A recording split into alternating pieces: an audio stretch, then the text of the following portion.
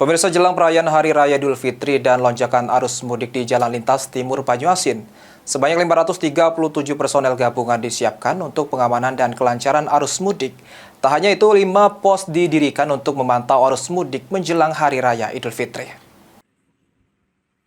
Terdapat stimulan ini perkirakan akan dapat berubah sewaktu pergerakan masyarakat selama libur Lebaran. Dalam gelar apel pasukan operasi Ketupat Musi 2025, Polres Banyuasin bersama personel gabungan menyiapkan sebanyak 537 dan 5 pos untuk pengamanan dan kelancaran dalam arus mudik menjelang perayaan Hari Raya Idul Fitri 1446 Hijriah. Bupati Banyuasin, Askolani, mengatakan, apel pasukan operasi Ketupat Musi 2025 dilakukan guna memastikan kesiapan personel dalam menjaga keamanan dan juga kelancaran selama proses mudik berlangsung. Ditambahkan Askolani, pemerintah Kabupaten Banyuasin siap bersinergi dalam proses pengamanan arus lalu lintas di Kabupaten Banyuasin. Dalam rangka kita ingin memastikan terhadap kelancaran, keamanan, dan kenyamanan selama di bulan suci Ramadan dan juga arus lalu lintas mudik di wilayah Kabupaten Banyuasin, dan juga keamanan dan kenyamanan melaksanakan persiapan Hari Raya Idul Fitri 1446 Hijriah.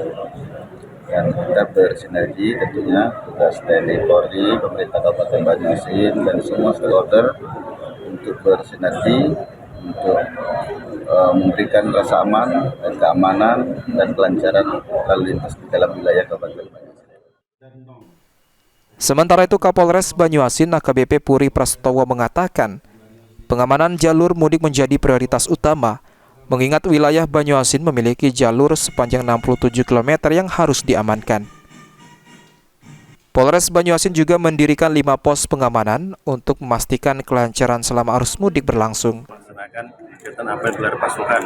Ini adalah rangkaian untuk mengecek kesiapan kita untuk menghadapi pengamanan Idul Fitri. Salah satunya adalah jalur mudik, dan perlu rekan-rekan ketahui bahwa jumlah personil kita untuk melaksanakan operasi Ketupat ini berjumlah 537 personil, sudah gabungan dengan TNI Polri dan Pemda. Dan kita juga mengamankan jalur mudik, di mana Banyuasin ini ada 67 km yang harus kita amankan. Dan alhamdulillah pada tahun ini ada tol fungsional sepanjang 32 km yang nanti masuk mulai dari Musilandas keluar sampai dengan Pulau Rimo.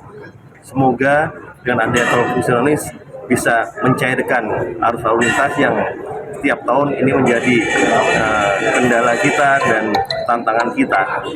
Karena tahun lalu di mana kemacetan sangat luar biasa, dan insya Allah tahun ini sudah bisa terurai dengan adanya tol fungsional ini. Ridho Ilahi, PAL TV.